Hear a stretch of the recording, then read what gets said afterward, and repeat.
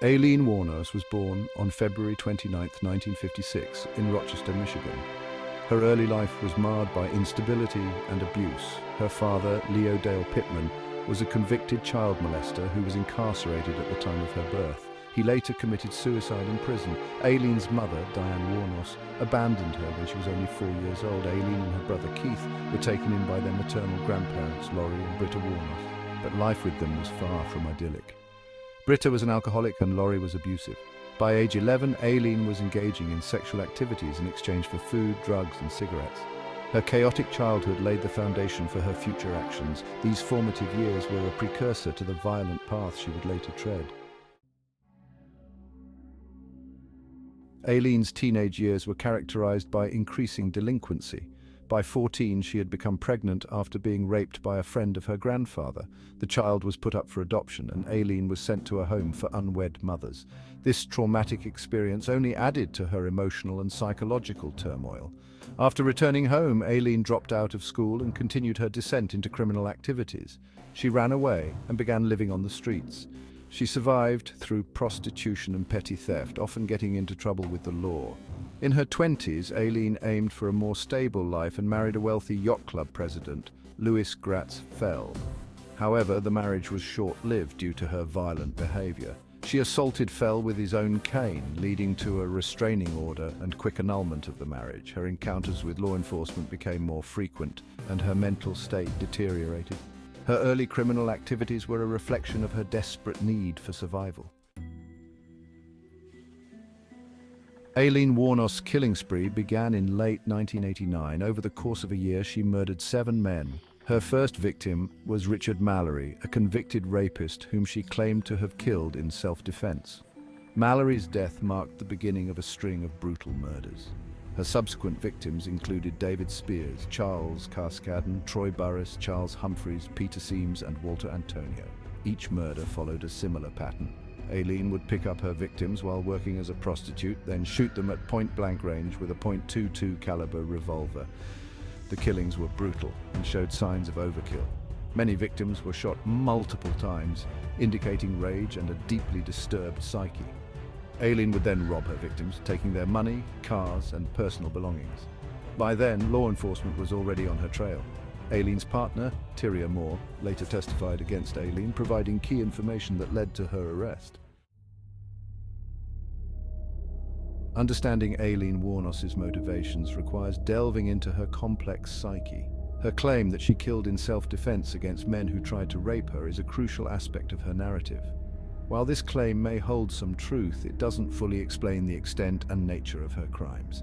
Aileen's deep-seated hatred for men was evident in her actions. Her abusive childhood and experiences with sexual exploitation instilled in her a profound mistrust and anger towards the opposite sex. This animosity was further fueled by her life as a sex worker, where she faced violence and degradation regularly. Her murders were not just acts of violence, but also acts of retribution. She saw herself as a victim of a cruel world, and her killings were her way of fighting back. Aileen exhibited signs of severe psychological disorders, including borderline personality disorder and antisocial personality disorder. Her crimes were a tragic manifestation of a life filled with pain and suffering. Section 5. Psychological state and influences. Aileen Wuornos' psychological state was a key factor in her criminal behavior.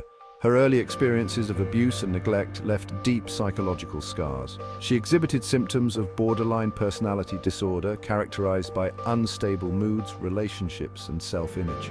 Throughout her life, Aileen struggled with feelings of abandonment and rejection.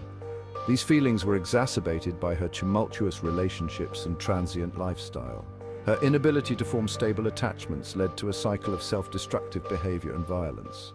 Her antisocial personality disorder further contributed to her criminal tendencies. Individuals with this disorder often display a disregard for the law and the rights of others. Aileen frequently used alcohol and drugs to cope with her emotional pain. This substance abuse further impaired her judgment and exacerbated her violent tendencies. Aileen Wuornos was not just a cold-blooded killer, but also a deeply troubled individual, struggling with severe mental health issues. Section 6. Interactions with law enforcement. Aileen Wuornos' interactions with law enforcement were marked by deceit and desperation.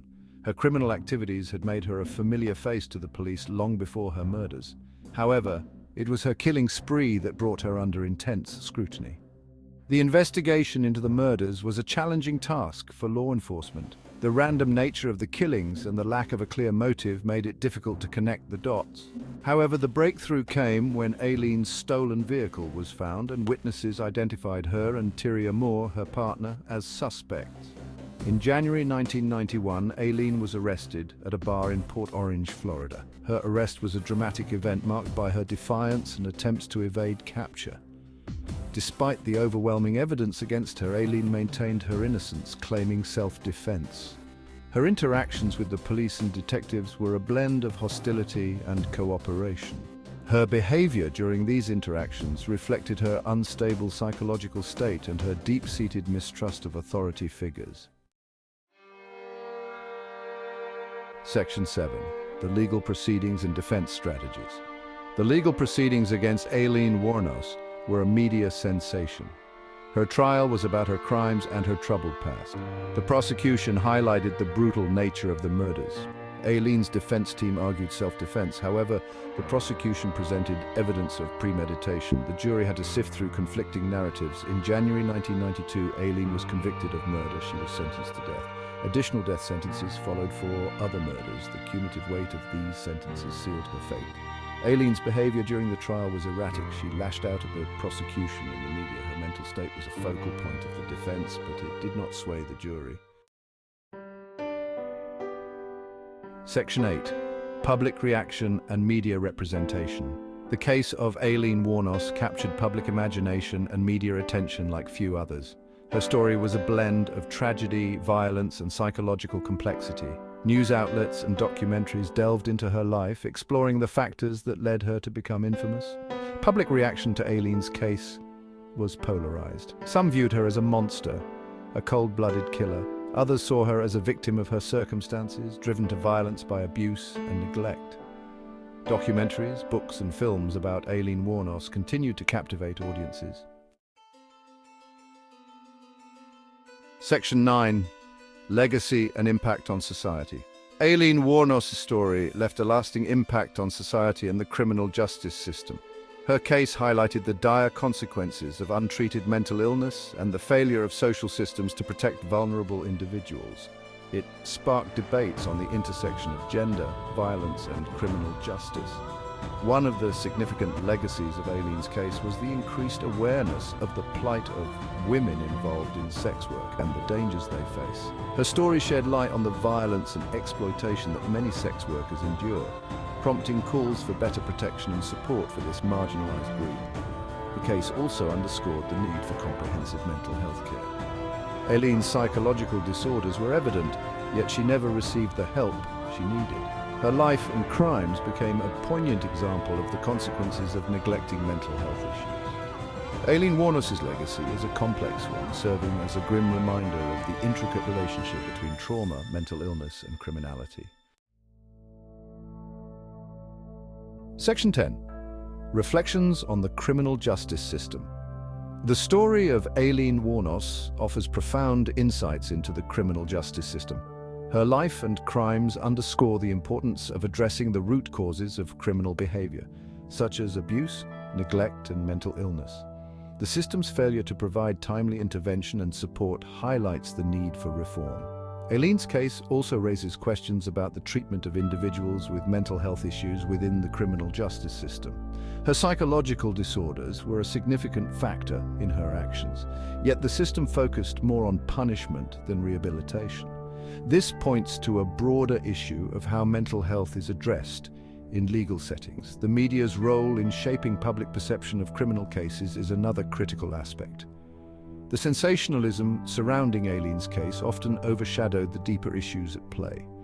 This highlights the need for responsible journalism that balances public interest with a nuanced understanding of the complexities involved.